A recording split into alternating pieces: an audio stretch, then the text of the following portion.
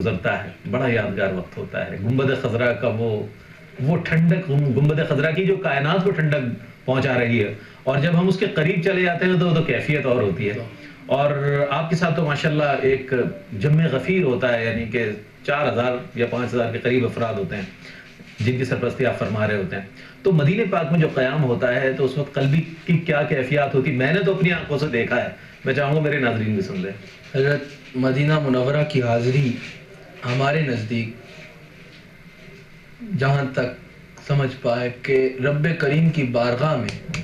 اگر اس دنیا میں اپنے بندوں کے لیے کوئی سب سے بڑا انعام ہے تو یہ ہے کہ مدینہ منورہ کی حاضری۔ کیا بات، سبحان اللہ۔ حضرت آپ ایک بات لے لیں، مدینہ منورہ کی شان تو اگر بیان کرنی شروع کی جائے اور بات کی جائے تو وقت ختم ہو جائے گا، وقت کے پاس اتنی گنجائش ہی نہیں کہ مدینہ پاک کی بات کی جا سکے، اور کسی کی اتنی حیثیت بھی نہیں ہے کہ وہ اس دربار کی بات کرے۔ حضرت عمر فاروق کی زبانی گواہ ہے،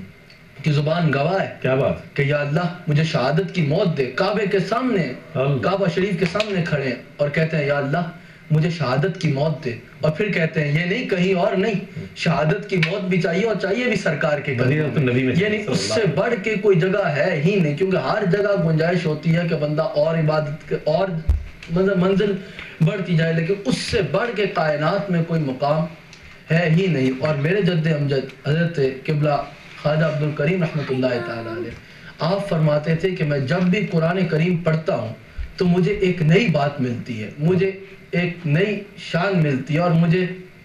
یہ لگتا ہے کہ میں پہلی بار پڑھ رہا ہوں۔ میں آپ کے قدموں پہ ہی تھام کے یہ کہتا ہوں کہ میں جتنی بار مدینہ منورہ گیا ہوں، جتنی بار مدینہ پاک کی حاضری ہوتی ہے، ایک نیا منظر ہوتا ہے، ایک نئی رونق ہوتی ہے، اور ایک نیا کرم ہوتا ہے، اور یہی لگتا ہے بندے کو کہ میں پہلی بار۔ کیا کہنے، کیا خوبصورت کلام کر رہے ہیں، اور یہ ایمان افروز انشاءاللہ کلمات مزید سنیں گے ہم انشاءاللہ، اور نعتیں بھی سنیں گے، آپ کی لائیو کالز بھی لیں گے، لیکن درمیان میں حائل ہے ایک مختصر سا وقفہ کے بعد حاضر ہوتے ہیں، ہمارے ساتھ رہیے۔